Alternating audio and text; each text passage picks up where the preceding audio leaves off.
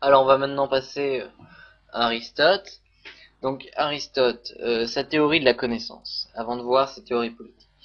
Eh bien, Aristote c'est avant tout un disciple de Platon et en tant que très bon disciple, il va réfuter les deux principaux arguments du maître.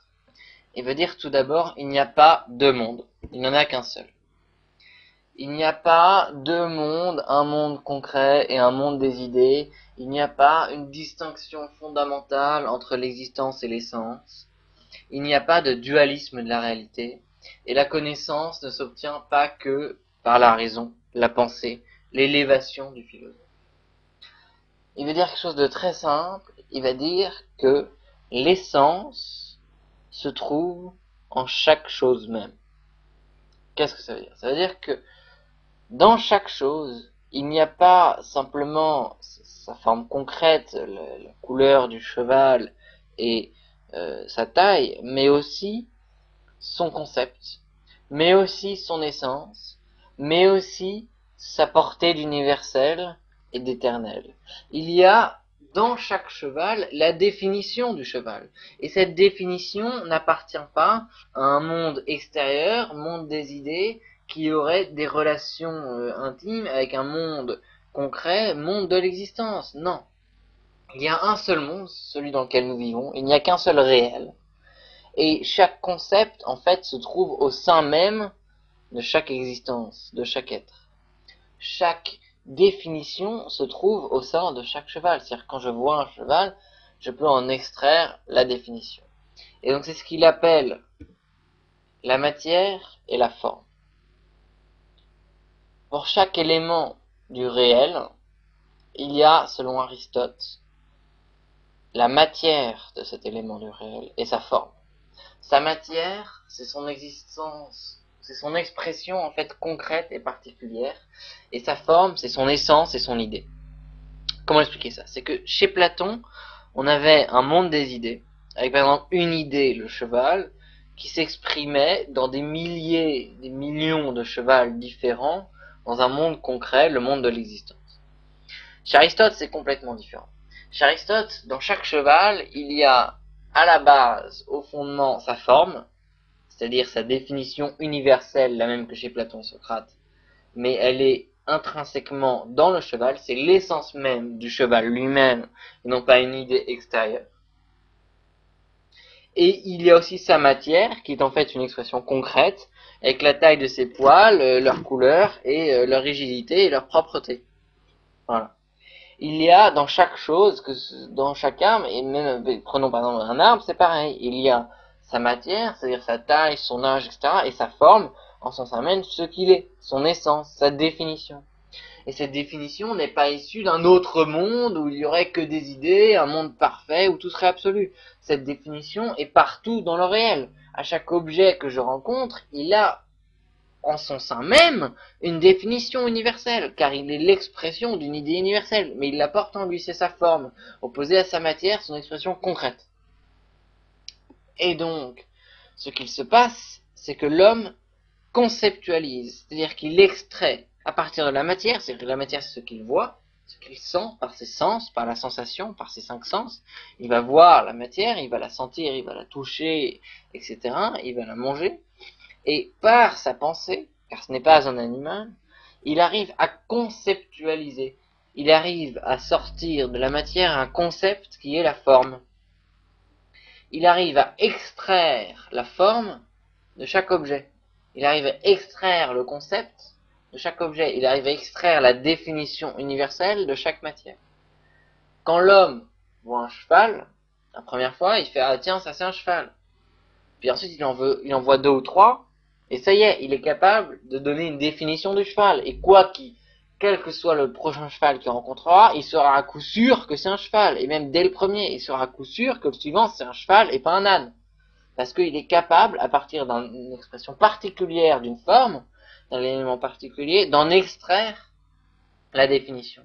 Et donc cette définition, elle ne vient pas d'un monde extérieur, du monde des idées, d'un monde grandiose, où tout serait parfait, beau, absolu, avec des idées préconçues. Non, cette définition, elle vient du réel lui-même.